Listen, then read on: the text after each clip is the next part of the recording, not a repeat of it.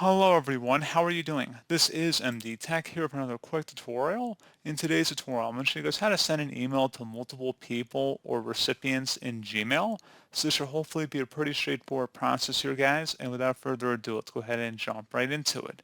So we're going to start off by just selecting the compose button, or if you have an existing email, that's fine.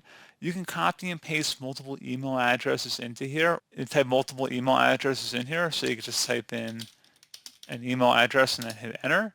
And then you can type in another email address and hit enter as well. Just kind of go down the list and then just hit enter in between each one. You can also have a list that you might just copy and paste from a different location. Just make sure there's a comma in between all of them in here. Alternatively, you can also select the to button up at the top, and then you can select specific contacts you may have in your list of contacts already saved in Gmail, and then you would select insert, and that's pretty much it. So, as always, thank you guys for watching this brief tutorial. Goodbye, hope to help you out, and I do look forward to catching you all in the next tutorial. Goodbye.